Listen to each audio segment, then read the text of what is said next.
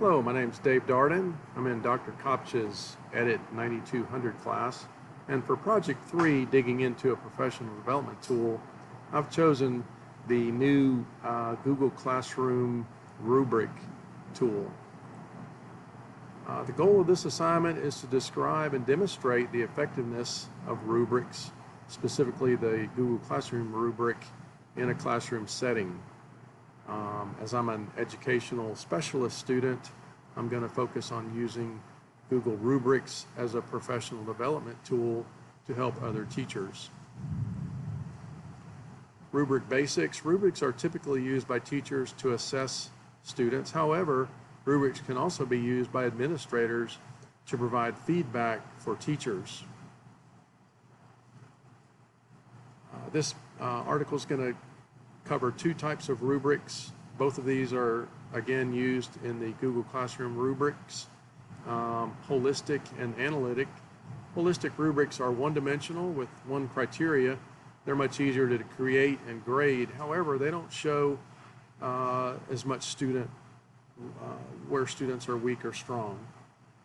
Analytic rubrics are two-dimensional, utilizing two or more criteria.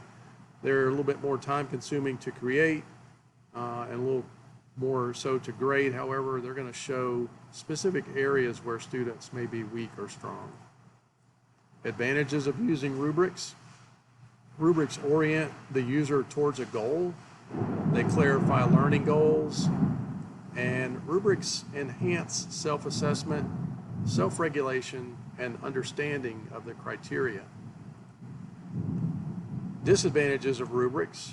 Rubrics are not self-explanatory. They must be explained, and rubrics must be constructed carefully so that they're valid and fair. If not, grading will be skewed.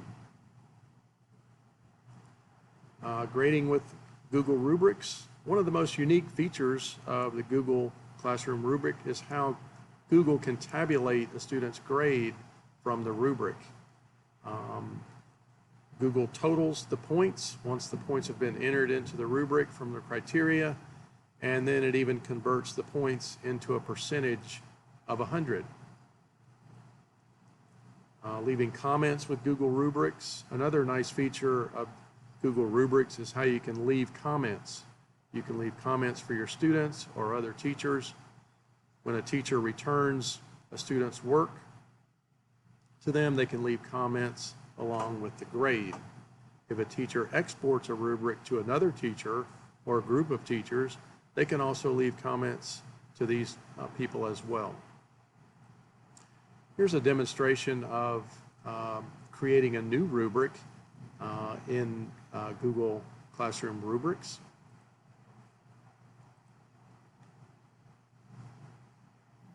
Let's take a quick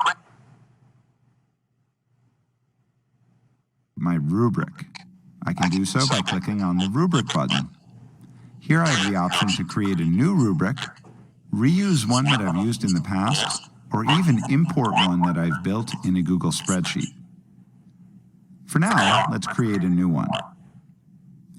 Clicking on Create Rubric opens up the Rubric Builder, which is very quick and easy to use. You can choose whether or not you want to use points for scoring and how you want to order them. I'm going to leave those on for this example. And then all you need to do is begin building your criterion for your rubric. In this case, we're going to be assessing a lab report, and so the first requirement is that students provide an introduction for their lab report. I can add a description for this portion of the assignment if I'd like, or leave this blank.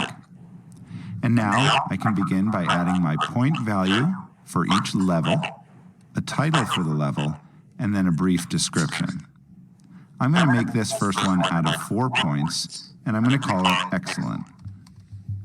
And then I'm going to paste in a description that I have in another document.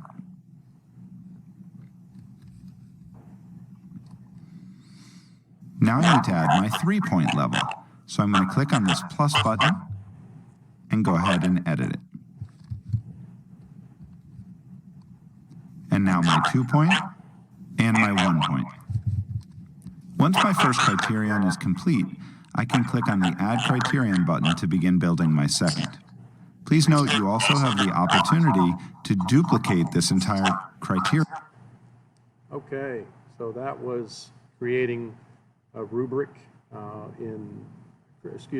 creating a new rubric in Google Classroom. Next, we're going to look at adding and grading a rubric in Google Classroom.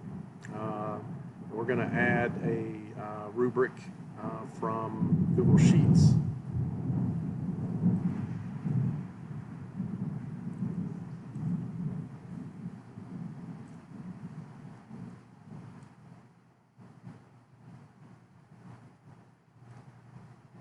But down here, the rubric icon is what we're really interested in. I'm going to click on rubric, and I already have a rubric made in Google Sheets. So I'm going to click on import from Sheets, and I have this rubric right here. It's called Auto 3 Week 30. I'm going to click on this and add, and what that does, it attaches this to the Google Classroom assignment, and then I'm going to look at it, kind of inspect it. I have 4 criteria on this one. Criteria 1 is timeliness of the work turned in. Criterion 2 is quantity of the work turned in. Criterion 3 is quality of the work turned in. And then criterion 4 is defining answers with bold type, underscoring, or a different font color. This makes it easier to grade. And this is explained to the students. Once I get all that checked, I'm going to click Save, and this attaches it to the assignment. And then, if everything else looks good, I'm going to click Assign, and that's going to assign this assignment to Google Classroom. Okay, so that was adding a rubric from Google Sheets. Sharing rubrics with other teachers. As I mentioned before, since I'm an educational specialist student, I'm focusing on providing professional development to other teachers. Once rubrics have been exported to Google Sheets, they can be edited, sent to other teachers, or they can be used for other classes. Here's another demonstration of Google rubrics, and this is we're going to look at exporting rubrics to Google Sheets.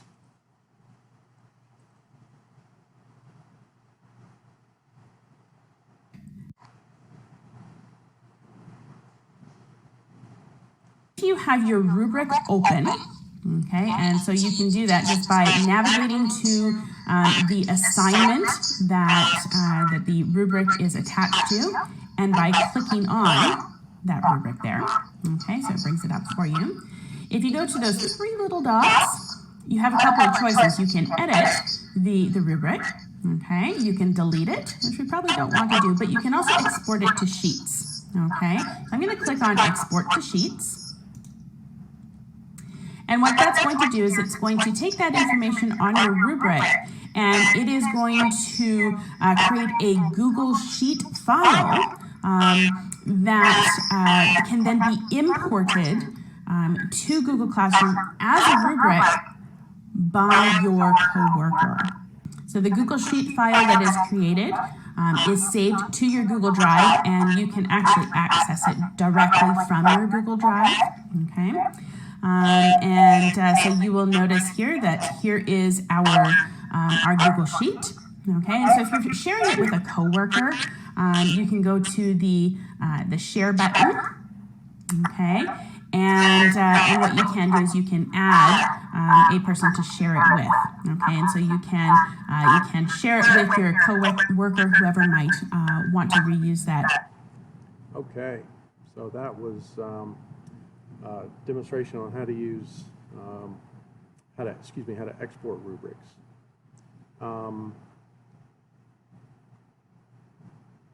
And basically, this is wrapping this up. This was my paper. I'm not going to open this up, but I've attached my written paper along with this presentation. And here's my reference list. I have 6 references here, wrapping this up. So thank you very much, and this is it. Thank you.